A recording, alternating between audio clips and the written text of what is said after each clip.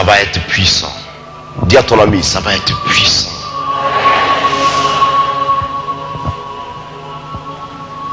Pendant que tu le dis, tu ne crois peut-être pas. C'est ça? Calme-toi. L'évangélisation par la puissance de Dieu. Pourquoi l'évangélisation et pourquoi par la puissance de Dieu? Et d'où nous vient le thème évangélisation? Lisez avec moi, si vous avez votre Bible, en Marc chapitre 16, à compter du verset 15 jusqu'au verset 20. Vous avez trouvé Marc 16, 15 à 20. Qu'est-ce qu'il dit? Marc dit quoi? Marc dit quoi? Calmez-vous. Tout à l'heure, vous serez servis. Calmez-vous. Marc dit quoi?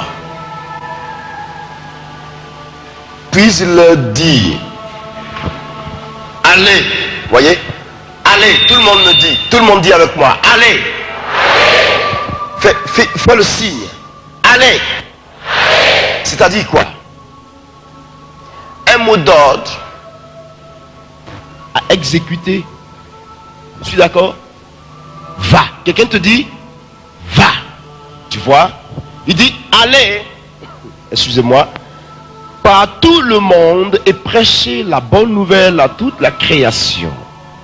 Celui qui croira et qui sera baptisé sera sauvé, mais celui qui ne croira pas sera condamné. Ça, c'est un premier pas. Voici les miracles qui accompagneront ceux qui auront cru. Écoutez-moi bien, hein? Ces miracles accompagneront ceux qui auront cru. En mon nom, ils chasseront les démons. Ils parleront de nouvelles langues. Ils saisiront des serpents. S'ils boivent quelques breuvages mortels, il ne leur fera point de mal. Ils imposeront les mains aux malades et les malades seront guéris. Il dit, le Seigneur, après leur avoir parlé, fut enlevé au ciel et il s'assit à la droite de Dieu. Et il s'en allait prêcher partout. Le Seigneur travaillait avec eux et confirmait la parole par le miracle qui les accompagnait. Les chrétiens ne croient plus au miracle. Je parie que dans cette salle, il y en a même des gens parmi nous qui ne croient pas au miracle. Ça, je vous assure. Mais si vous ne croyez pas au miracle, ça veut dire que vous ne croyez pas également en Dieu. Pourquoi? Parce que Dieu est le Dieu de miracles. Et Dieu ne fait rien par hasard. Mais Dieu se voit par la démonstration de sa parole.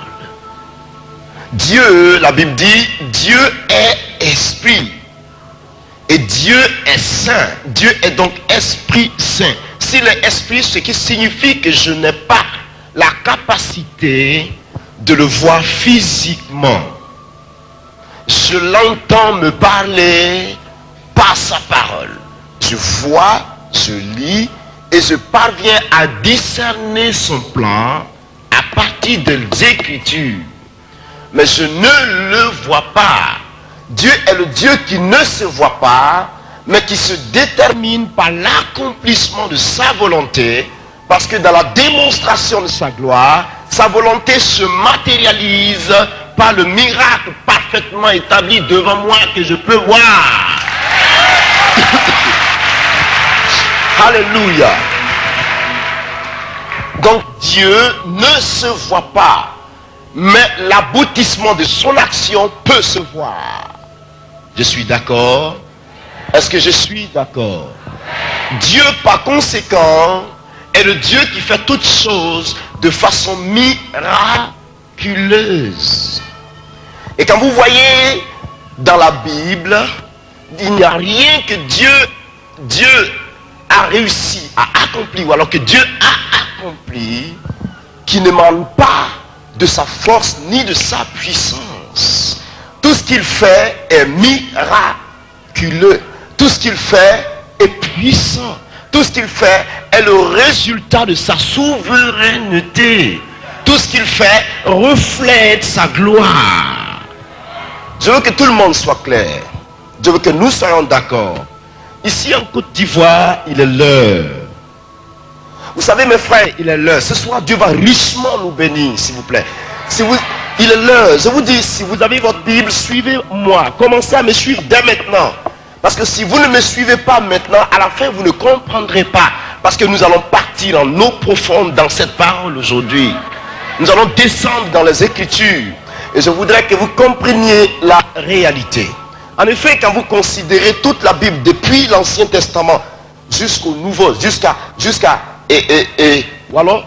Malachie, il n'est pas question d'évangélisation. Non.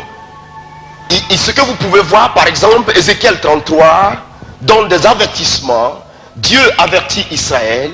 Dieu responsabilise. Vous allez voir que Dieu utilisait toujours les prophètes pour venir soit avertir, soit réparer une certaine situation, soit révéler son plan, soit dire quelque chose à son peuple. Ça, c'est vrai. Mais vous n'avez jamais vu quelqu'un qui, de façon publique, va s'arrêter et qui commence à annoncer le royaume de Dieu et des milliers parviennent à la conversion. Ce n'était pas comme ça. La chose va rentrer en ligne de compte à partir de la personne de Jésus-Christ de Nazareth. Dans l'exercice de son ministère public, il va de lieu en lieu, il annonce le royaume des cieux, il annonce la repentance, il dit à tout le monde, parvenez au salut par la repentance, car les temps sont proches. Il convainc tout le monde à accepter le royaume des dieux. Si tu refuses, peu importe. Si tu acceptes, gloire à Dieu. Et donc Jésus continue ce travail. Et Jésus-Christ va partir maintenant. Et il appelle ses disciples et il les responsabilise. Voyez, allez. Il leur dit, allez. Il laisse un mot d'ordre derrière lui. Jésus ne délaisse pas son peuple comme ça. Il laisse un mot d'ordre derrière lui afin que le travail qu'il avait commencé ait une suite. Écoutez-moi bien. Que le travail est une suite. Donc vous voyez, il dit, allez, faites de toute nation des disciples, faites de toute la création des disciples, ou alors annoncez la bonne nouvelle à toute la création. Ce qui signifie que toute la création est dans la nécessité d'entendre et de recevoir la bonne nouvelle. Alléluia. Est-ce que tout le monde me saisit bien? Et donc cette idée rentre en ligne de compte. Ce qui signifie quoi? Évangéliser, c'est quoi? Beaucoup vont me donner beaucoup de définitions. Vous allez me dire, évangéliser, c'est annoncer la parole de Dieu. Bon, il n'y a pas de problème. Évangéliser, c'est faire ceci. Mais je voudrais faire la part des choses avant de descendre dans le vif du sujet. Parmi nous qui sommes les chrétiens, il y a ceux qu'on appelle des gagnants d'âme. Hein? Il y a ceux qu'on appelle les gagnants d'âme. Vous et moi, nous pouvons être des gagnants d'âme. Nous tous, nous pouvons être des gagnants d'âme. Mais tout le monde n'est pas forcément évangéliste. Ne confondez pas. Chacun se lève, je suis évangéliste. Parce que j'ai annoncé la parole à une personne qui a accepté Jésus. Je suis évangéliste. Le pasteur est aussi un gagnant d'âme. Je suis d'accord? Ah oui. Même le chrétien qui vient de se convertir aujourd'hui peut être aussi un gagnant d'âme. Mais ça n'a rien à voir avec le ministère d'évangéliser. Ou alors le ministère d'évangéliste. Ça n'a rien à voir. Ça n'a rien à voir du tout. Je voudrais que tout cela soit clair dans votre esprit d'abord. Ça n'a rien à voir. Parce que le ministère d'évangéliste est un ministère de réveil spirituel. Est un ministère, un ministère populaire. Un ministère qui appelle par un seul coup plusieurs à la fois. Un ministère qui va en corps à corps avec le royaume de Satan. Un ministère qui s'impose et qui arrache les âmes qu'ils veulent, qu'ils ne veulent pas, de la main de Satan et qui enrichit le royaume de Dieu. Alléluia. Par exemple, nous sommes partis en Guinée. Nous sommes venus de la Guinée le mardi seulement pour préparer cette veillée. Lorsque nous sommes allés en Guinée, nous avons eu seulement une tournée et Dieu a explosé son action au point que Dieu ayant révélé les problèmes types, les fondements des problèmes types de la Guinée, Dieu conduit ce pays-là à accepter non seulement sa parole, parce qu'une prise de conscience générale est en train de se faire. Et même les journaux annoncent qu'il faut que toute la Guinée sache qu'il y a eu des choses, et il y a eu de telles choses, ou il y a même de telles choses qui se passent en Guinée, et qu'il y ait un rassemblement national pour la délivrance totale de toute la Guinée, avec le président de la République, avec le gouvernement, avec les oppositions et tout le monde. Vous voyez? Imaginez-vous que dans le mois de novembre, cela va se tenir, où tout le gouvernement guinéen sera, tout le monde sera, parce que l'État est déjà saisi de ça, tout le monde sera, vous annoncez la parole et toute une nation accepte Jésus de Nazareth. Alléluia. Ne jouez pas, vous savez, je voudrais vous avertir, vous n'avez pas pris en considération certaines valeurs que Dieu a déposées au milieu de nous en Côte d'Ivoire ici. Vous n'avez pas pris en considération vous-même votre vie chrétienne. Mais je vous assure, pendant que j'étais encore sur les bancs d'études, si on m'avait dit, mon ami, il y allait avoir de telles choses dans ta vie, je n'allais jamais croire. Mais je suis toujours étonné de ce que Dieu fait. Je ne vous mens pas. Je suis étonné de ce que Dieu fait. La puissance de Dieu s'investit en réalité. Et donc si vous êtes évangéliste ce soir, ce message pourrait vous faire beaucoup de bien et vous responsabilise en même temps. Vous me comprenez? Parce que évangéliser, non seulement c'est faire des disciples dans un premier temps, annoncer la parole de Dieu dans un deuxième temps, mais évangéliser fait partie des signes des derniers temps. Vous me comprenez? Il a dit, cette parole sera annoncée par tout le monde, alors viendra la fin. L'évangélisation fait partie des signes des derniers temps. Et je voudrais vous dire quelque chose. Remarquez, le réveil spirituel mondial se prépare. Quoique Satan est en train de se manifester, Dieu prépare là quelque chose de terrible. Je vous assure, quelque chose de terrible qui va se produire dans le monde. Dieu va utiliser des jeunes gens, des hommes, des femmes disponibles dans toutes les nations. Dieu est prêt à élever des gens qui vont se lever, qui vont parler de sa part. Dieu est prêt à déterminer sa grâce. Dieu est prêt à déverser l'onction de sa présence pour détruire le royaume de Satan afin que le monde soit sauvé. Je vous dis, et Dieu va se manifester dans notre époque d'aujourd'hui plus qu'il ne l'a fait avant. Vous croyez en ça? Oui. Il va nous utiliser plus qu'au temps de Pierre, plus qu'au temps de Paul. Oui. Vous savez pourquoi je dis ça? La Bible dit, avec Dieu, nous ferons des exploits. Ça veut dire quoi? Il y a eu une base, c'est-à-dire le jour de la Pentecôte, l'Esprit est descendu. Et les premières œuvres de l'Esprit, on les a vues, on les connaît, nous les lisons chaque jour dans la Bible. Or, Dieu étant le Dieu d'exploit et d'évolution, au fur et à mesure que le temps passe, il grandit son action. Ça veut dire qu'aujourd'hui, ce sera pire que hier. Vous me suivez? Apprête-toi seulement et dispose-toi. Dieu fait de toi un maillon de sa gloire.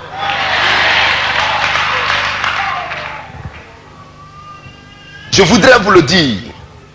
Cette séance est une séance qui va bénir la Côte d'Ivoire. Ah oui. Non, ça, vous pouvez... Écoutez, calmez-vous. Cette séance est une séance qui va bénir la Côte d'Ivoire. Dieu me l'a dit, moi. Et vous allez voir la gloire de Dieu. Je dis, vous allez voir la gloire de Dieu. Et donc, évangéliser, c'est aussi étendre, c'est aussi l'expansion de l'église. Parce que par l'évangélisation, l'église s'étend. Donc évangéliser, C'est un mot d'ordre à exécuter. Ce mot ne se discute pas. Ce mot s'exécute. Allez. Allez. On ne le discute pas. On l'exécute. Et quiconque l'exécute voit automatiquement la grâce et la bénédiction qui se cachent derrière le facteur d'aller. Ça c'est automatique. Parce que Dieu n'enverra personne sans le suivre et sans glorifier son nom par lui. Jamais Dieu ne va vous faire partir sur le terrain sans que lui-même Dieu ne vous suive, ne soit devant vous, et sans que lui-même Dieu ne prenne soin de démontrer sa grâce par vous. C'est pas possible. Je dis ce n'est même pas possible. Autrement dit, ce n'est pas le Dieu d'Israël. Parce que là où est la parole de Dieu, là où elle est annoncée avec vérité, l'Esprit de Dieu se mouve à cet endroit en toute puissance. Là où la parole de Dieu est vécue par toute sa plénitude, l'Esprit de Dieu bouge en ce moment-là en toute puissance. Là où est sa parole, il est. Vous êtes d'accord avec moi? Tout le monde me suit très bien. Allons-y. Vous voyez donc que le Saint-Esprit est promis. Jésus fait la promesse avant de partir. Il dit allez. Et il dit en Actes chapitre 1 verset 8, vous recevrez une puissance. C'est-à-dire vous irez, hein, mais regardez un peu. Restez un peu dans la chambre haute. Ne quittez pas la ville de Jérusalem. Ne quittez pas mes gars, restez là, hein. Cachez-vous là quelque part, restez là ensemble. Vous recevrez une puissance. Le Saint-Esprit survenant sur vous, et vous serez mes témoins. D'abord à Jérusalem, dans toute la Judée, dans la Samarie, et jusqu'aux extrémités de la terre. Or, qu'est-ce qu'il veut dire par là? Il veut dire que l'Esprit de Dieu viendrait, et l'Esprit de Dieu ferait de ceux qui le recevraient des responsables. L'Esprit de Dieu viendrait les responsabiliser. L'Esprit de Dieu viendrait se manifester à eux. Vous voyez, regardez pourquoi Jésus dit il est avantageux pour vous que je parte vers le Père. Pourquoi? Jésus dit il est avantageux pour vous que je parte vers le Père. Pourquoi? Parce que tant qu'il ne partait pas, le Saint-Esprit ne descendrait pas. Il fallait qu'il parte afin qu'il fasse venir l'Esprit de vérité. Et donc Jésus part et l'Esprit de Dieu descend. Alléluia. Et donc quand le Saint-Esprit descend, vous voyez ce qu'il fait? Il descend et il accomplit la puissance de l'Esprit dans la vie de chaque personne qui était dans la chambre haute. Ils reçoivent l'onction. Au point que un gars comme Pierre, quand vous estimez la vie de Pierre, Pierre avant la Pentecôte, Pierre après la Pentecôte, vous avez en face de vous deux Pierres. Deux. Pourquoi deux? Parce que le Pierre avant la Pentecôte, quand bien même qu'il avait mangé avec Jésus, il avait bu avec lui, il a trouvé bon qu'il fallait régner à ce Jésus-là sous Ponce Pilate, rempli de peur et de crispation. Mais regardez, lorsque le Saint-Esprit descend, ce Pierre-là est redynamisé, il est délivré par la présence de l'Esprit, et c'est lui encore qui réjaillit pour répondre aux pharisiens qui traitaient ceux qui étaient baptisés du Saint-Esprit, d'ayant bu, ou alors s'ayant saoulé la gueule, pour dire, arrêtez-moi ça ici à Jérusalem, ils ne sont pas ivres de vin, comme vous le pensez. Mais c'est Jésus de Nazareth que vous avez crucifié. C'est lui qui a accompli sa promesse et c'est ce que vous êtes en train de voir. Alléluia. Donc vous voyez, automatiquement, Pierre était devenu témoin. Suivez-moi bien, hein? Suivez-moi très bien. Je vous ai dit, suivez-moi très bien. Il était devenu témoin. On va revenir sur l'expression témoin tout à l'heure. Donc vous voyez, évangéliser donc. L'Esprit de Dieu arrive et il les rend forts. Voyez, des hommes qui étaient faibles au préalable ont maintenant la force pour témoigner, pour parler de la part de Dieu. Et Pierre avait prêché, il avait propagé la bonne nouvelle. La Bible dit que 3000 âmes se donnaient à Jésus ce jour-là. Mais regardez la suite. Regardez ce que la suite dit. La suite nous dit que ce fut là la propagande, la propagation, ou alors ce fut là l'annonciation de la bonne nouvelle. Ce fut là la prédication de la parole. Il prêcha l'évangile. Il propagea l'évangile. Donc évangéliser, c'est propager la parole de Dieu. Vous êtes d'accord avec moi? Bien. Mais la parole, c'est quoi elle-même? C'est quoi la parole? Tous les jours, Seigneur, bénis-moi par ta parole. C'est quoi la parole de Dieu? Si je tiens compte de Romains chapitre 1, le verset 16, la parole de Dieu, c'est la puissance de Dieu. Pourquoi? Il dit, je n'ai point honte de l'évangile, car c'est une puissance de Dieu pour le salut de quiconque croit. Donc, dans un premier temps, la parole est la puissance de Dieu. Deuxièmement, selon Jean chapitre 1, le verset 1, qu'est-ce que la Bible dit? La Bible dit, au commencement était la parole, et la parole était avec Dieu, et la parole était Dieu. Ça veut dire quoi? Ça veut dire que la parole est Dieu. Vous me suivez bien? La parole est Dieu. Maintenant, vous descendez dans le verset 3 de ce même chapitre qui dit, il n'y a rien qui existe sur terre qui n'a été créé que par la parole. Ça veut dire quoi? La parole est la source de la création. Vous me suivez bien? Elle est la source de la création. Et quand vous lisez Genèse chapitre 1 au verset 1, la Bible dit quoi? Hein? La terre était informe et tout ça, et l'Esprit de Dieu se mouvait à la surface des eaux. Et donc vous voyez, la Bible dit encore, cette fois-ci, cette parole est devenue chair. Suivez-moi bien, hein? Cette parole à l'état invisible, la parole dans ce critère invisible, la parole prononcée, le verbe, la Bible dit, cette parole est devenue chair. Elle a été faite chair dans le verset 14 du livre de Jean au chapitre 1. La parole a été faite chair et elle est venue habiter parmi nous, pleine de grâce et de vérité. Et il dit quoi? Il dit, nous l'avons, prenez votre Bible, suivez-moi, nous l'avons contemplé. Ce mot-là est très capital. Nous l'avons contemplé. Nous l'avons contemplé. Regardez un peu. Qu'est-ce qu'il dit? Vous avez trouvé? Vous avez trouvé? Vous avez trouvé? Suivez-moi, hein? Suivez-moi au verset 14. Nous l'avons contemplé. Il dit, 14, il dit, et nous l'avons contemplé sa gloire, une gloire comme la gloire du Fils unique venu du Père. Qu'est-ce que ça veut dire contempler? Ça veut dire quoi contempler? Nous avons admiré, nous l'avons observé, nous l'avons vu. Mais il y a un problème entre nous. Est-ce que toi tu l'as vu? Qui l'a vu? Hein? Qui l'a vu? Personne ne l'a vu. Pourtant, elle nous dit que nous l'avons contemplé. Ah! Ce qui est certain, je sais que Paul, plutôt, apôtre Pierre était toujours à côté de Jésus. Il a vu qui il était. Mais moi, je suis ici en Côte d'Ivoire et mon village s'appelle Data. À Divo. Et Jésus de Nazareth n'est jamais passé chez moi. Mais comment est-ce que je l'ai vu, moi? Hein?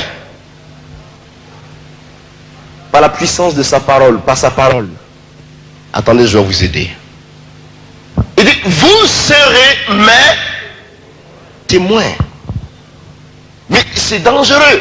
Parce que nous n'étions pas là. Il dit que nous serons ses témoins. Or, un témoin, c'est quelqu'un qui a vu quelque chose et qui peut parler de cette chose.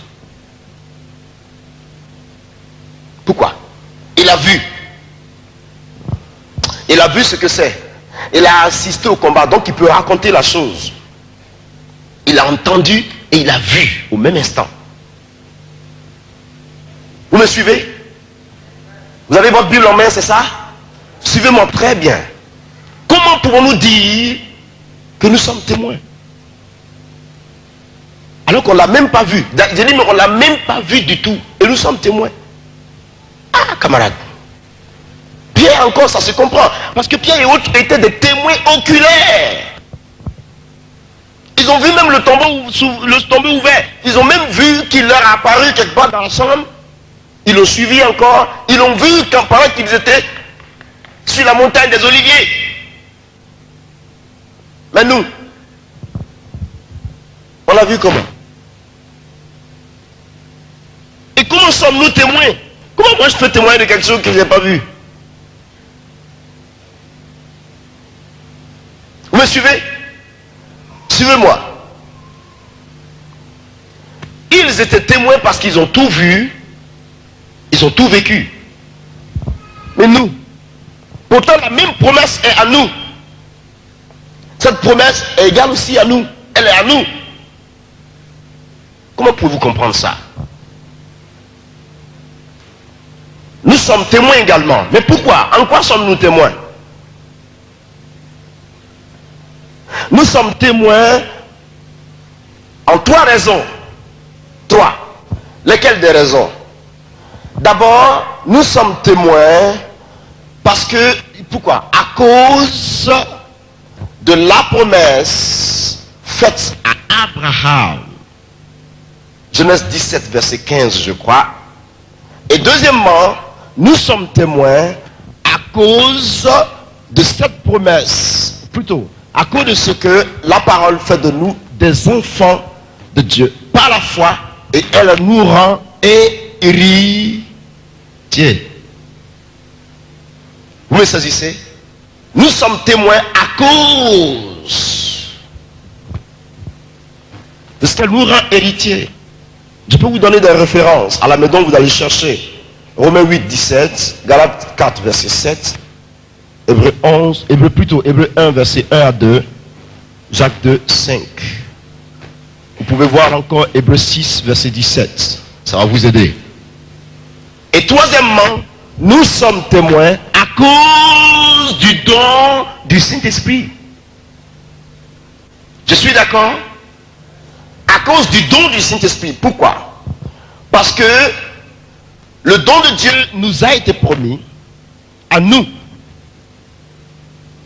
Pas à tout le monde, mais seulement à nous qui avons cru.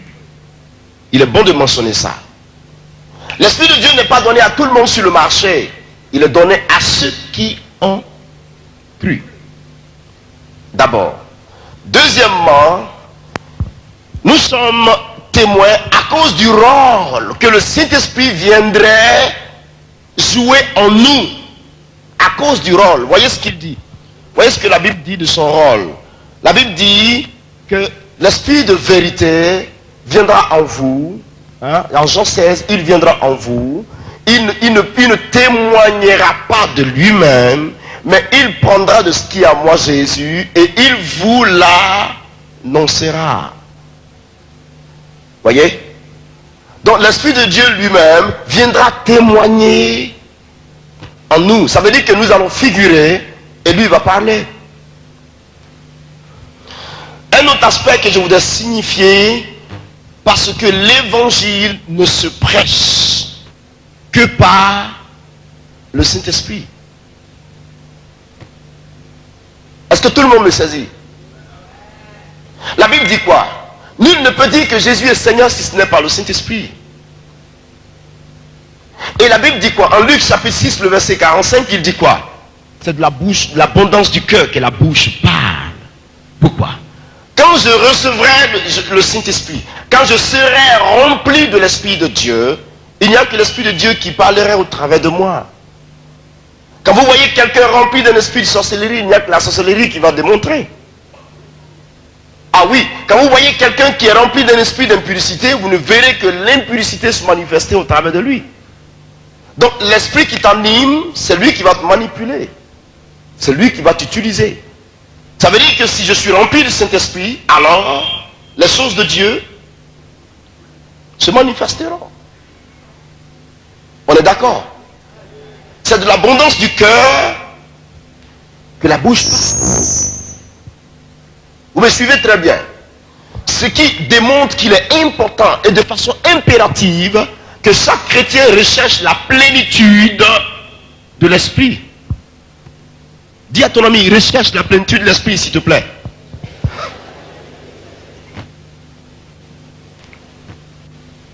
Voyez? Et donc cette image est transportée sur nous. Nous sommes témoins. Mais quel genre de témoins sommes-nous? Des témoins faibles? Des témoins malades? Ou des témoins vivants? Choisissez. Chacun choisit sa part. Des témoins vivants. Et la Côte d'Ivoire ne vit pas. Vous êtes sûr qu'on peut allumer une lampe et la mettre sous le bois? Hein? Vous êtes sûr? On ne peut pas cacher la gloire de Dieu. On ne peut pas cacher la puissance de Dieu. On ne peut pas cacher l'onction du Saint-Esprit. Et je vous dis la vérité, mes amis, nous avons besoin de la puissance de l'Esprit pour conduire le monde à accepter Jésus de Nazareth. Je voudrais vous dire une chose. Je rentre dans le vif du sujet. Le temps des commentaires est révolu. Le temps du lapsisme est révolu. Le temps du mutisme est passé. Le temps des discussions est passé. Le temps des palabres est passé. Le temps de se battre est révolu. Nous sommes à l'époque de la puissance de Dieu. Et Dieu veut se manifester dans cette nation. Jésus veut prendre le contrôle. Il veut se déclarer. Et Dieu est prêt à déverser sa puissance sur la vie de quiconque est disposé.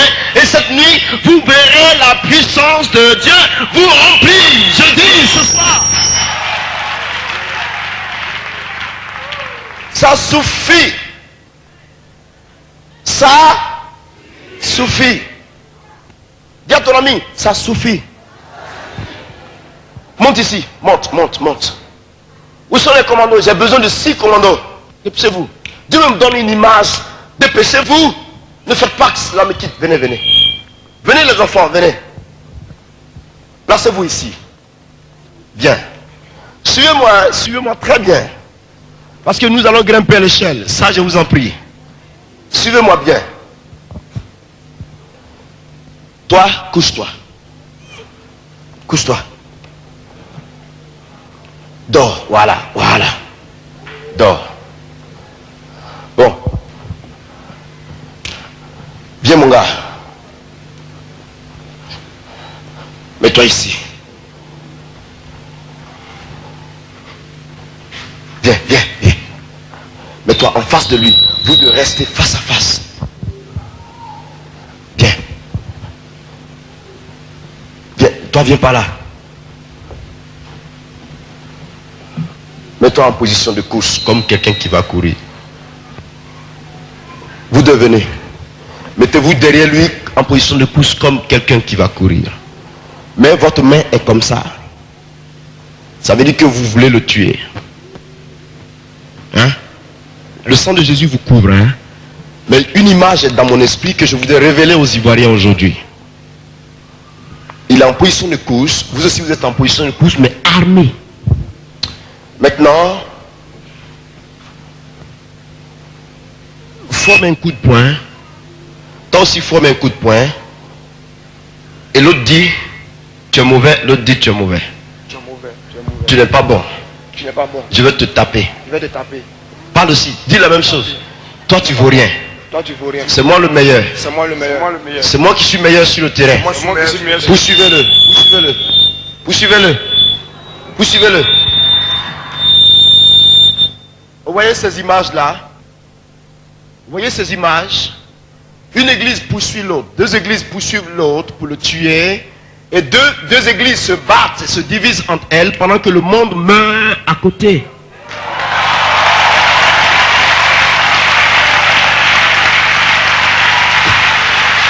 Le monde meurt à côté. Alléluia. Merci les enfants, que Dieu vous bénisse. Laisse là. Vous voyez, le monde meurt à côté. L'église a manqué sa vision. L'église est sortie du plan de Dieu. L'église a loupé le plan que le Seigneur a déterminé devant lui. C'est pour cela que nos églises souffrent aujourd'hui. Et il n'y a que des problèmes dans nos églises. Alors qu'au temps primitif, lorsque Pierre et les autres se réunissaient, qu'un malade vienne parmi eux, ils n'étaient seulement qu'en train de louer le Seigneur, et Dieu prenait soin de guérir les malades, Dieu prenait soin de délivrer la vie. Mais nous avons perdu la vision de Dieu. Nous sommes dans nos palabres, nos problèmes de jalousie. Nous sommes dans nos difficultés. Or, la Côte d'Ivoire a besoin de notre secours. Dormez.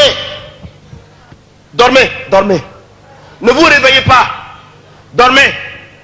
Satan guette notre pays pour l'enflammer. Satan guette le pays pour le brûler. Vous ne savez pas.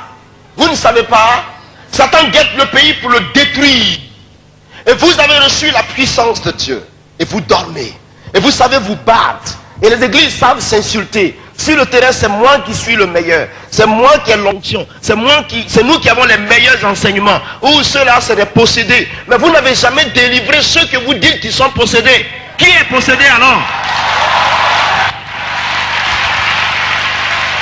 Arrêtez ça. Arrêtez ça. Nous sommes en face d'une nation qui a besoin de notre secours. Nous sommes en face d'une nation qui est notre pays et que Satan ne doit pas réussir à nous arracher. Nous sommes en face d'une nation que Dieu a choisie parce que Dieu veut élever des puissants serviteurs, de puissantes servantes dans ce pays. Je vous dis la vérité. Dieu veut élever. Dieu est prêt à agir. Mais l'église n'a pas compris le plan de Dieu. L'église s'est mise à se frapper. Pendant que vous vous battez, qui a le temps d'aller évangéliser? Pendant que vous vous querellez, la jalousie parmi vous, qui a le temps d'aller penser à un malade qui dort à l'hôpital? On a des parents qui souffrent, qui sont à l'hôpital en ce moment. Personne pour penser à cela. Mais quand il est question de discuter, que celui-là est possédé, il est magicien, il est ceci, ça c'est à la seconde près, tout le pays saura. Mais voici l'Esprit de Dieu, voici ce qu'il fait. Vous savez, lorsque Dieu dénonce un fait, Dieu ne suspend pas sa main. Quand Dieu dénonce un fait, Dieu propose à la fois la solution. Donc quand quelqu'un est possédé, que Dieu l'a dénoncé, Dieu va jusqu'à sa délivrance complète. Mais toi qui dénonces les autres qui étant possédés tous les jours, pourquoi tu ne vas pas les délivrer? Et toi qui es sauvé, qu'est-ce que tu fais de ton salut? Ceux-là ne sont-ils pas des âmes qui ont besoin aussi de rentrer dans le royaume de Dieu? Arrêtez. Ne détruisez pas l'image de la vie chrétienne. Dieu ne s'attend pas à ces choses. Dieu s'attend à un peuple qui va se lever, à un peuple qui va dire, nous voici. Nous voici, Seigneur. Tu as cherché, tu nous as trouvés. Nous voici. Nous voulons aller de l'avant. Nous voulons marcher sur les œuvres de Satan. Nous voulons marcher contre la puissance de Satan. Alléluia. Voici ce que Dieu veut. Il cherche un homme, il cherche une femme. Il cherche une seule personne qui va se démarquer. Il cherche une seule personne qui va se lever pour dire, Seigneur, me voici. Les nations peuvent être guéries. Les nations peuvent se réveiller. Le temps est proche. La Bible dit, rachetez le temps car les temps sont mauvais. Côte d'Ivoire, je suis venu t'avertir ce soir. Le diable rôde autour de toi pour te casser la vie tranquille. S'il te plaît, ça suffit à Satan. Parce que lorsque nous marchons revêtus de la puissance de Dieu, Satan sait que ces hommes qui arrivent là, ils font peur. Laissez-les passer, laissez-les passer. Et nous marchons sur les œuvres du diable.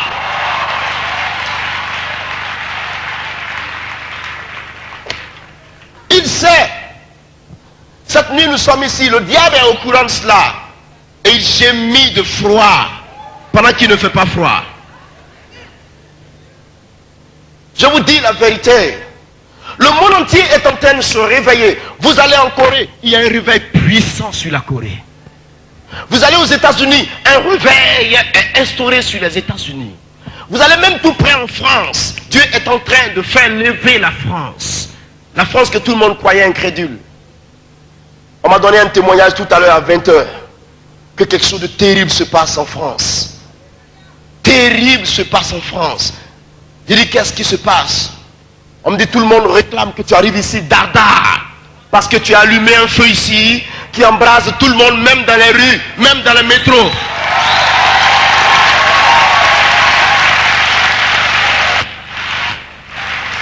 Mais ici, ailleurs, Dieu glorifie son nom. Mais quand nous venons ici, on me lance l'ultimatum de me tuer d'ici 2 ans.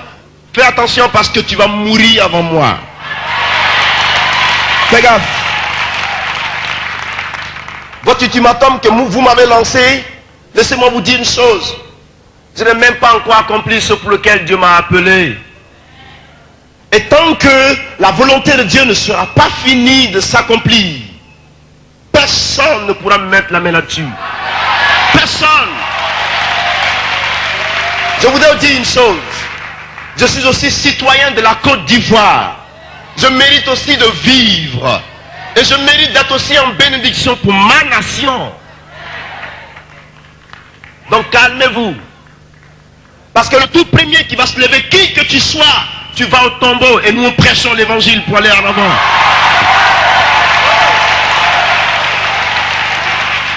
Nous voulons gagner des vies. Une nation comme la Côte d'Ivoire est une nation très bénie dans la sous-région ici.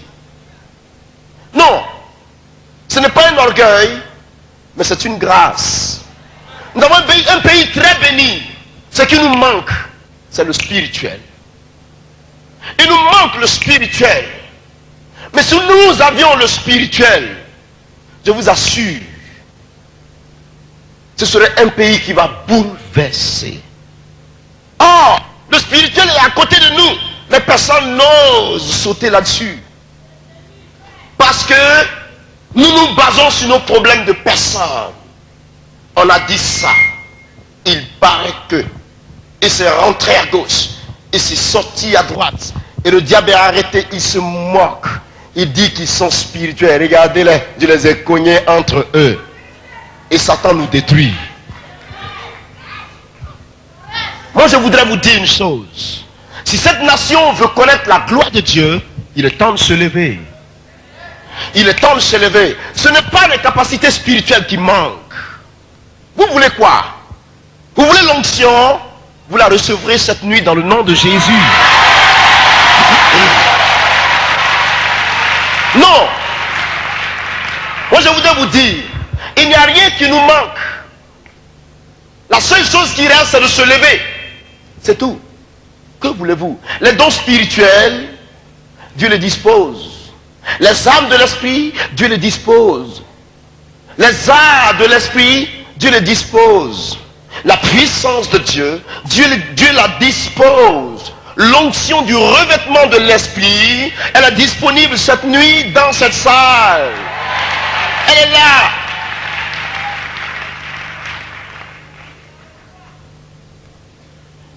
Je suis clair. Je suis clair. Je pleure quand je vois des pays qui s'élèvent et la Côte d'Ivoire s'endort pendant que des hommes puissants et des femmes puissantes sont assises. Ils sont assis. Mon Dieu, mon roi. My God. Jusqu'à quand cette nation comprendra que Dieu l'a choisi? Nous avons tout. Il ne nous manque rien à manger. Nous avons tout. Dieu a tout donné, ce que vous n'avez pas ailleurs. Mais Dieu attend une chose. Il faut que nous soyons une marque pour notre génération. Mon ami, tu dois être une marque, une référence pour ta génération.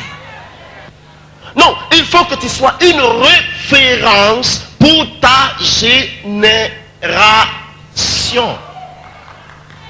Ah oui. Si tu ne peux pas être une référence, c'est que tu n'es pas loin. Non, parce que l'onction donne les preuves qu'elle est là. Et vous dites, on étouffe mon ministère, on me bloque. C'est toi-même qui te bloque. Tu as une fois vu l'onction qu'on peut mettre dans une boîte? L'onction. C'est que ce n'est pas l'onction de Dieu. Vous pouvez emboîter l'onction du Saint-Esprit, vous. Pendant pendant que tu cherches à coincer l'onction de ce côté, l'onction opère une résurrection de l'autre côté. Pendant que tu cherches à bloquer ce côté-là, il y a un malade qui est guéri de ce côté. Pendant que tu veux faire ceci, elle passe ici. On ne peut pas l'arrêter. Notre pays souffre. On m'a appelé ce soir à 20 h. Il y a un miracle publiquement qui s'est opéré à Paris. La sœur, Pasteur Mao, la jeune dame, je ne sais pas si vous étiez là cette nuit-là. La jeune dame qui est venue, j'étais en train d'enseigner pour dire aux Parisiens, lorsque l'onction est sur ta vie, tu n'as pas besoin d'efforts pour que les miracles de guérison s'opèrent. Et une sœur s'approche, elle était de thé noir qui est venue au milieu, elle avait le sida. Voyez? Et donc l'expérience a été faite sur elle. Elle est tombée. Quand elle s'est relevée, elle a témoigné que je ressens la force et tout ça. On m'a appelé à 20 h. On m'a dit que la fille est partie parce que je lui avais dit sur la scène, le même médecin qui t'avait fait le diagnostic. Et voilà, voici ce qu'il va te dire. Je n'ai jamais vu ça et ça n'a jamais existé. D'où viens-tu? La fille s'en va. Pasteur, la fille s'en va, le médecin lui dit exactement la même chose parce que le sida a disparu de son corps.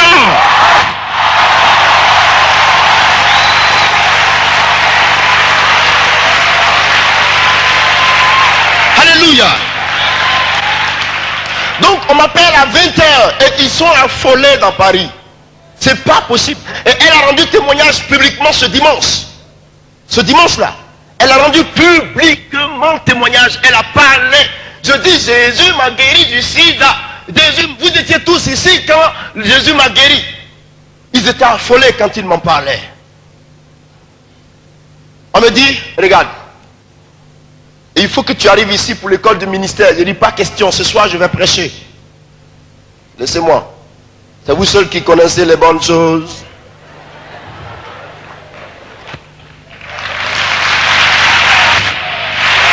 Alléluia. Non, il faut être réel, il faut être clair. La réalité est telle que Dieu oint. Et Dieu ne demande pas le consentement de qui que ce soit. Dieu oint comme il veut. Dieu bénit comme il veut. Et Dieu fait grâce à qui il veut. La gloire est à lui. Mais s'il te plaît, que nul ne sache que dans cette salle, Dieu n'a pas un plan pour sa vie. C'est faux. C'est faux. Dieu a un merveilleux plan pour ta vie. Mais c'est que tu n'es pas encore arrivé à cerner quel est ce plan-là. C'est pour cela que tu as l'impression que tout patauge. Mais voici une chose que je te conseille. Décide-toi, va dans la présence de Dieu et dis-lui, tu es mon créateur. Je suis dans ta face. Révèle-moi le plan de ma vie et ce que tu veux que je fasse. Tu vas voir. Voici la question qu'il ne faut pas poser à Dieu, c'est elle. Dès que tu lui demandes ça, Dieu se manifestera quelles que soient les circonstances pour te montrer exactement le plan de ta vie. Et voici comment tout marchera pour toi. Dès que tu entres dans le plan de Dieu, tout va comme sur des roulettes comme ça. Parce que ce n'est pas par la force, ce n'est ni par la puissance, mais c'est par mon esprit, dit le Seigneur.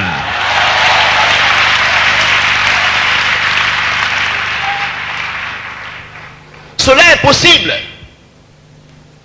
Je dis, ta bénédiction est possible. Ah oui, Satan ne peut pas arrêter le plan de Dieu pour toi. Il ne peut pas, je dis, il ne peut pas. Satan se présente comme un serpent dont on a coupé le cou et la queue balance. Quand le chrétien, ah Jésus, ah, le petit démon, même devant le petit démon, tu n'as même plus d'autorité.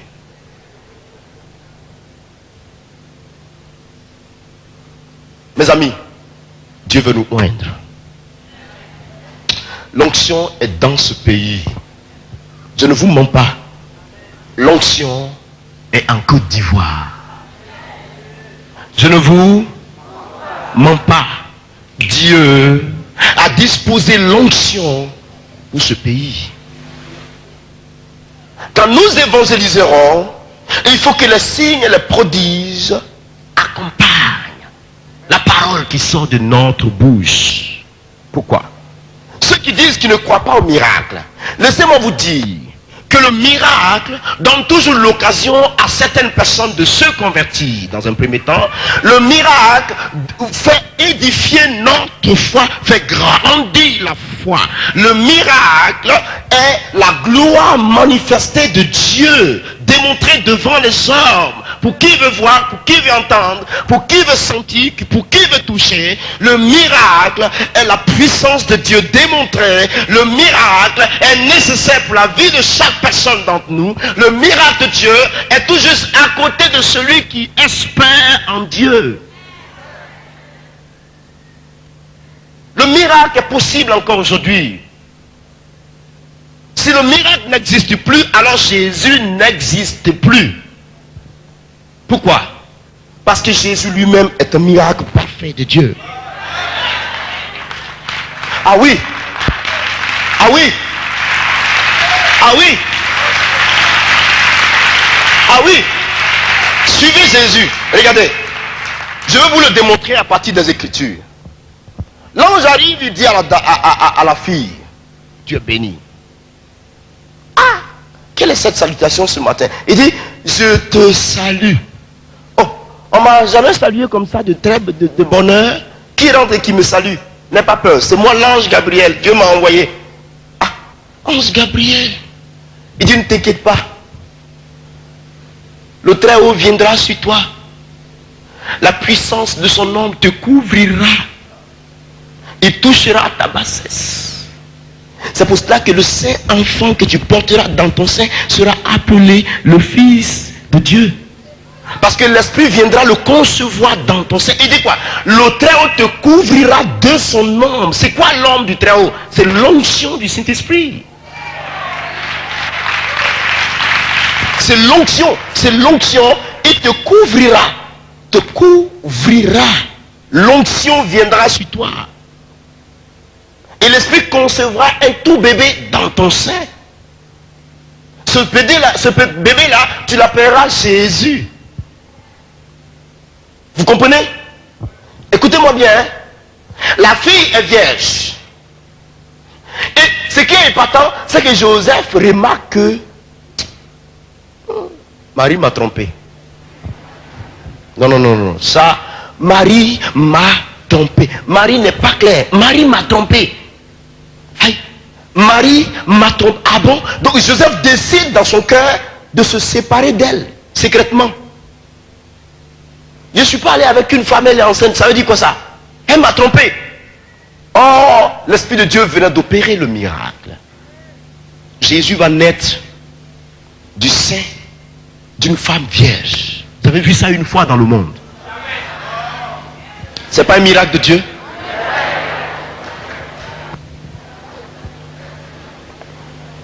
Il naît tout bébé. Il grandit dans la parole de Dieu. Il obéit à la parole pas à pas jusqu'à la fin. Il est crucifié. Il meurt.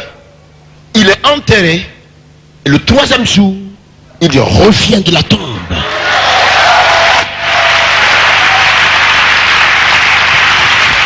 Alléluia. Mais quand il revient de la tombe, n'est-ce pas un miracle? Alors la Bible dit quoi? Ils vont le voir pendant 40 jours. Ils vont le voir. Et il les conduit tous sur la montagne des Oliviers. Et devant eux, il décolle du sol. Ouh, quel Dieu! Quelle puissance! Il décolle du sol. Ses pieds ne touchent pas le sol à 1 mètre, à 2 mètres, à 3 mètres. Et il part. Sans l'aide d'un homme. Son ascension, n'est-ce pas un miracle?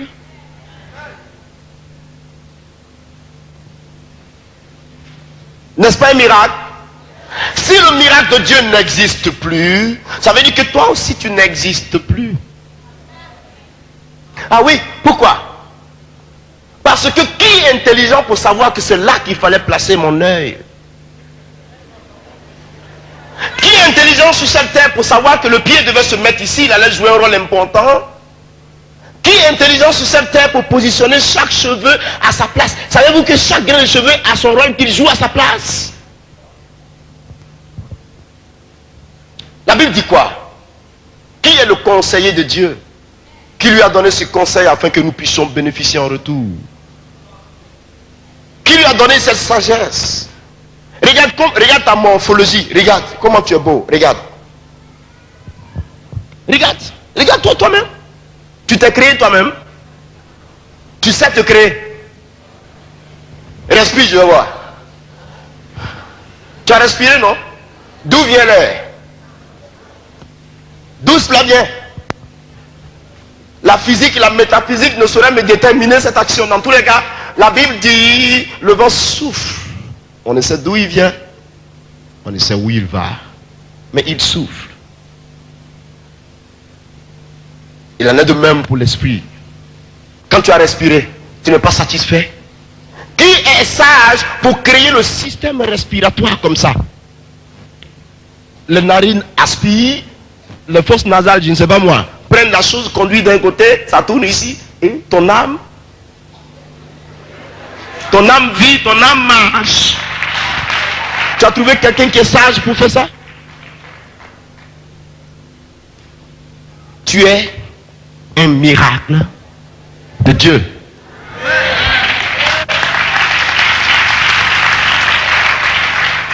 Et donc si le miracle n'existe plus, ça veut dire que toi-même tu n'existes pas. C'est pour cela que je vous dis une chose. Dieu m'a défendu de dire quelque chose aux chrétiens. Dieu m'a dit, ne dis jamais à un enfant de Dieu qu'il suit les miracles. Qu'il est un chrétien qui suit les miracles. Ne lui dis jamais ça. Parce que le jour que tu le diras, tu auras mis la corde à ton cou. J'ai dit, Seigneur, ça veut dire quoi? Dieu me dit, regarde-toi toi-même. Tu t'es créé toi-même. Je dis non. Et le Saint-Esprit me dit, regarde. Quelqu'un dit à son ami, tu suis les miracles. Pendant que lorsqu'un malade arrive, il lui impose les mains et il dit, maladie sort de ce corps, au nom de Jésus, sois guéri. Dieu me dit, qu'est-ce que tu cherches là? Qu'est-ce que tu es en train d'invoquer là? C'est quoi? Pour aboutir à quoi? C'est pour aboutir à quoi? Alors que tu dis les autres suivent le miracle. Et toi-même tu cherches quoi là en faisant ça?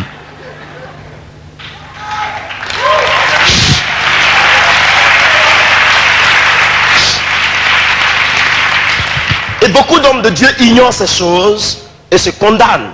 J'appelle ça la jalousie. C'est une jalousie à outrance. Dis à ton ami, recherche la grâce de Dieu, sinon ton cœur va s'éclater.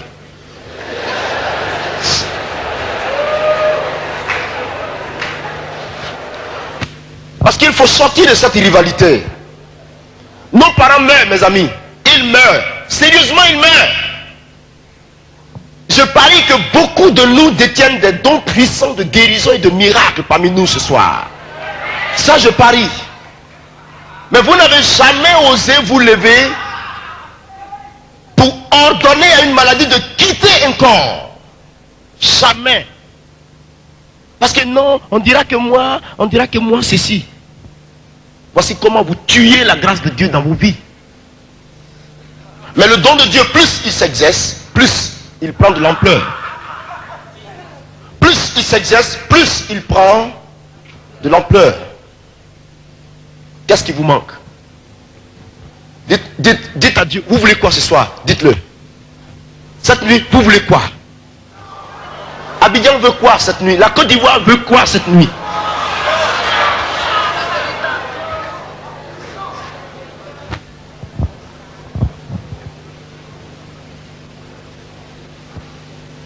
C'est l'onction que vous voulez. L'onction que vous combattez vous-même, vous la voulez encore? Ah, vous dites quelle est la magie? Mais laissez-moi vous dire que l'onction, dans ses capacités absolues, vous donne accès à tout. Elle vous donne accès à tout. L'onction se charge d'elle-même. Ce n'est pas vous qui vous chargez d'elle. se charge d'elle-même. Et quand vous vous laissez faire, elle fait de vous ce que Dieu veut. Vous la voulez. Quand Dieu va vous la donner, vous allez prendre cette onction et aller vous insulter.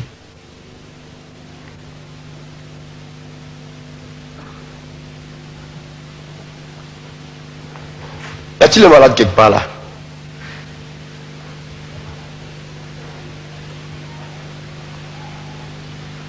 Arrive.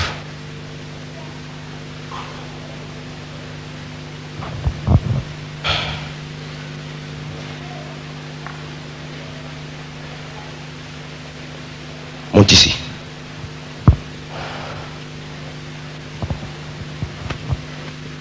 Pas plus, hein?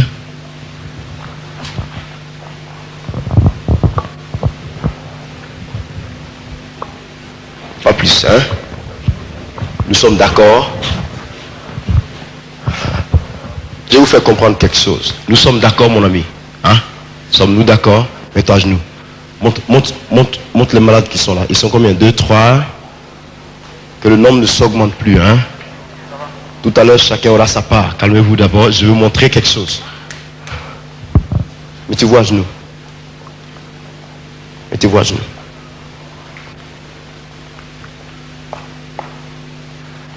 Vous êtes malade. Vous avez reçu la puissance de Dieu. Et il y a comme ça des malades dans notre pays. Dieu ne descendra jamais du ciel pour venir dire, moi je suis venu guérir les malades. Jamais. Mais de tous les temps, Dieu a toujours utilisé des hommes comme vous et moi.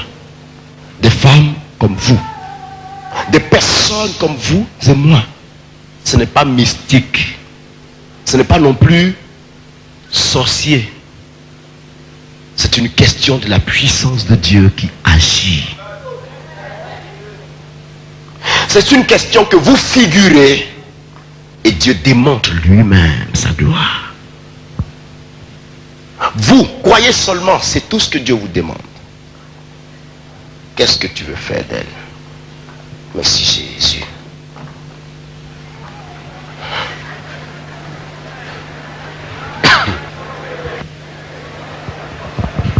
Vous voyez cette soeur? Je lui dis par exemple, touche l'endroit où tu as mal. Que chacun mette la main là où il a mal. La Bible me dit, ma Bible, elle dit, voici les miracles qui accompagneront ceux qui auront cru. Ai-je cru, oui ou non? J'ai cru. Il va de soi que ces signes m'accompagnent. Il n'y a rien à dire. Ça ne se discute pas. Ça s'exécute. C'est tout. Un point, un trait. On n'a pas demandé la vie de quelqu'un. Il a dit c'est ça, c'est ça. Et je dis à cette femme, c'est toi-même qui l'as dit, Jésus. Guéris son ventre. Et que le mal disparaisse. Protège-la, protège-la. Guéris-le. C'est toi-même qui l'as dit. Et que son mal disparaisse. Au nom de Jésus. Protège-le, protège-le. Oh, il y a un miracle puissant dans le corps de cet homme. Oh, quelle présence de Dieu. Seigneur, toi-même tu as dit, alors fais-le. Père, toi-même tu as dit, alors fais-le. Jésus, toi-même tu as dit, alors fais-le.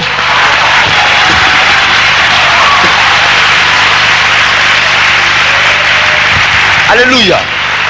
Ces sorciers, ça aussi c'est la magie.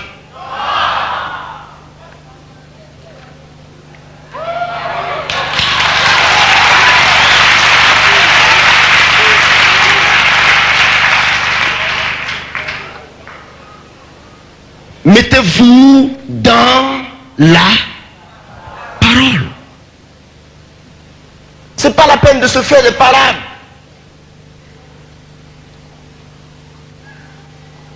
Jusqu'à quand la Côte d'Ivoire va comprendre?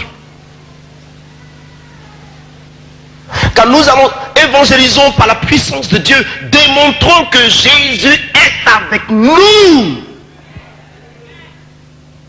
Quand vous prêchez que Jésus guérit, il doit guérir. Quand vous prêchez que Jésus délivre, il doit délivrer. Quand vous prêchez que Jésus sauve, il doit sauver. Quand vous prêchez que Jésus est bon, oui, nous devons voir sa bonté. Quand vous prêchez que Jésus oint, il doit oindre.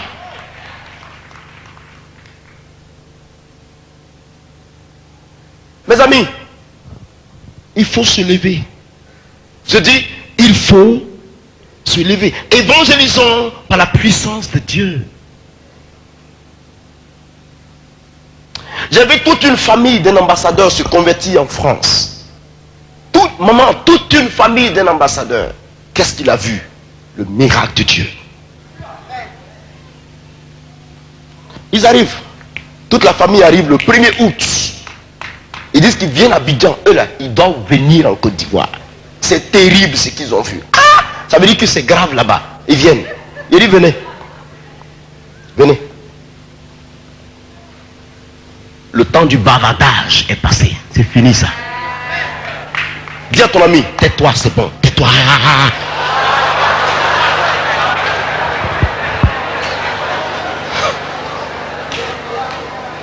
En quoi ton Jésus sera-t-il Seigneur si tu ne donnes pas les preuves qu'il est capable? Nous prêchons un Dieu mort ou nous prêchons un Dieu vivant? Alors, si nous prêchons un Dieu vivant, on doit le voir vivement à l'œuvre. Vivement. Sa vie doit être communiquée. La Bible dit que nous n'avons pas reçu un Dieu mort, un Dieu timide, tiède, on ne lui a rien dit, il tremble. Mais nous avons reçu un Dieu puissant, un Dieu vivant, un Dieu glorieux, un Dieu de force. Si nous passons dans un endroit, l'Esprit de Dieu donne les marques et les signes que quelqu'un de sa gloire est passé. C'est ça. Ça va? Ça va? Lève-toi. Ça va? Tu veux la puissance de Dieu? Elle vient sur toi. Maintenant, l'Esprit de Dieu est capable de vous utiliser au-delà même de ce que vous pensez. Oui. Je dis oui. Vous ne vous attendez pas à son action en ce moment précis, mais il le démontre. Et vous-même qui l'utilisez, vous êtes étonné. Ce qui prouve que ce n'est pas de vous. Dieu nous bat sur le terrain chaque jour. Qu'est-ce qui vous manque? Qu'est-ce qui vous manque, Ivoirien? Mes frères, il manque quoi? Qu'est-ce que Dieu n'a pas encore donné? Pendant que nous sommes assis, le gouvernement a des problèmes. L'État a des difficultés. Satan veut déchirer notre nation. Personne ne se lève, ça dort. Personne ne prie. Dieu regarde, personne n'est à la brèche. Nul peut se lever pour dire Jésus est Seigneur. Ne vous battez pas. La Bible est sincère. Je vous dis la vérité. Dieu nous demandera son sang. La prostitution s'étend. Vous allez à la rue Princesse. Vous allez à la rue Serpente de je ne sais où là. Allez voir des hommes déguisés en femmes. Vous allez voir la prostitution, la débauche. Les enfants de nos mamans, les enfants de nos parents, nos frères, nos soeurs, livrent leur corps pour rechercher de quoi vivre. Nous ne sommes pas en mesure de leur dire, ne faites pas ça. L'homosexualité s'accroît chaque jour. Le danger s'impose chaque jour. Les sectes gagnent le terrain et nous qui sommes dans la vérité, nous ne sommes pas en mesure de lever le doigt. On dit qu'on est chrétien. Ne savez-vous pas que le chrétien doit vivre son temps? Dormez. Habillez ici. Dormez.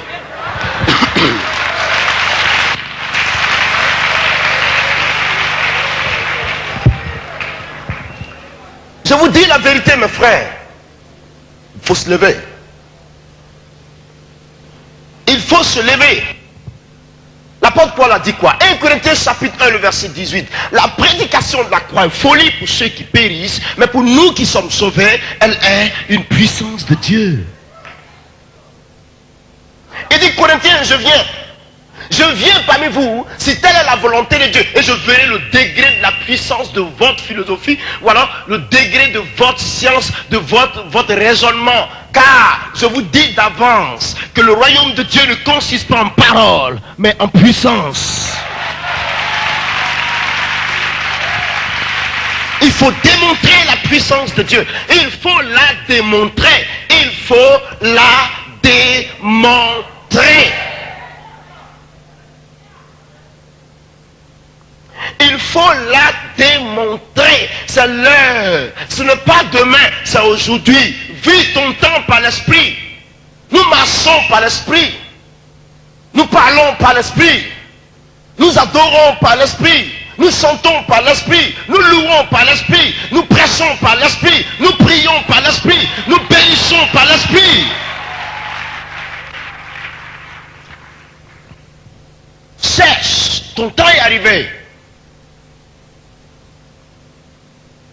Ton temps est arrivé.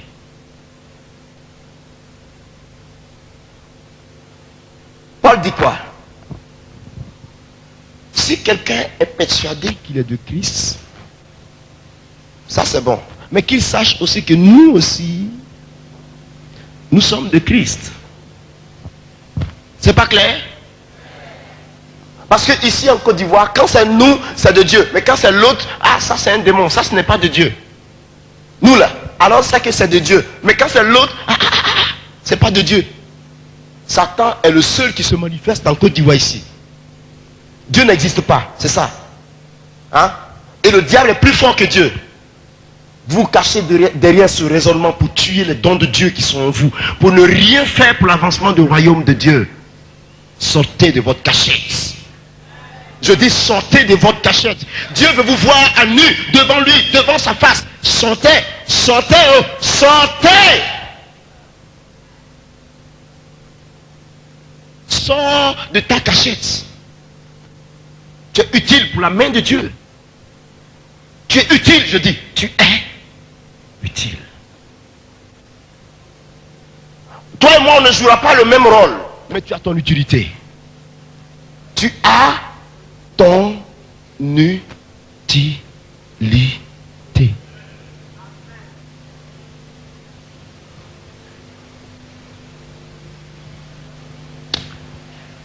Oh, alléluia.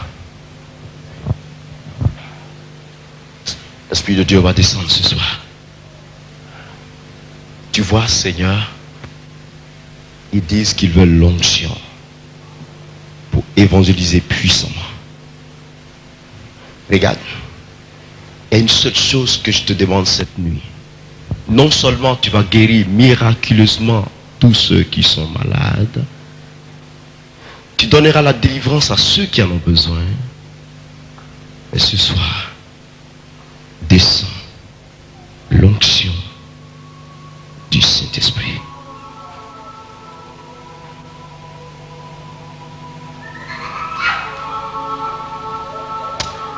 Tu sais, mon Dieu, il y a une chose que j'aime chez toi, c'est ta fidélité. Tu sais, elle est tellement parfaite. Elle est si parfaite que ce soir, je n'ose même pas douter d'un seul point. Je crois en l'onction de ton esprit que tu as disposé pour la conversion de ce pays. Et je te soumets la Côte d'Ivoire. Et je prie que dès ce soir, il y ait un mouvement puissant de ton esprit, un vent nouveau dans cette nation. Et que les vies soient délivrées. Et que les miracles s'opèrent dans les hôpitaux, dans les villages, partout. Afin que nos parents soient sauvés par la puissance de Dieu. Waouh! L'onction que tu cherches arrive sur toi maintenant même de façon parfaite. Tu es là-bas à ma gauche. Le don d'opérer des miracles au nom de Jésus sera le don par lequel Dieu voudra t'employer. L'onction que tu cherches est là devant toi, ma soeur, parce que Dieu t'a donné une onction prophétique qui cassera la mur devant de toi.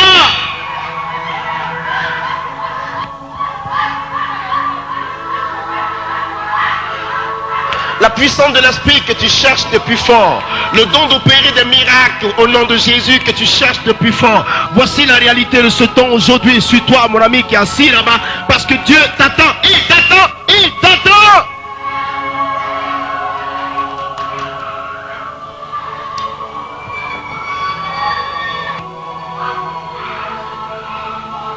Qu'est-ce que vous voulez? C'est l'onction? Hein? Vous voulez quoi ce soir? Vous voulez l'onction du Saint-Esprit? Vous êtes prêts à recevoir l'onction du Saint-Esprit? D'accord. Vous avez une seule minute.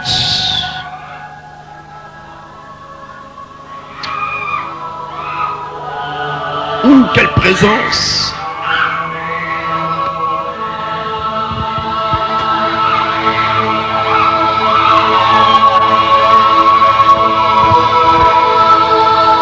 Dépêche-toi.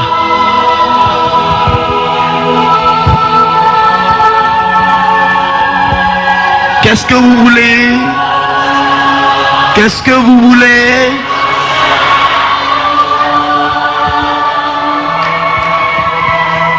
Vous allez bouger avec cette onction. Vous allez évangéliser avec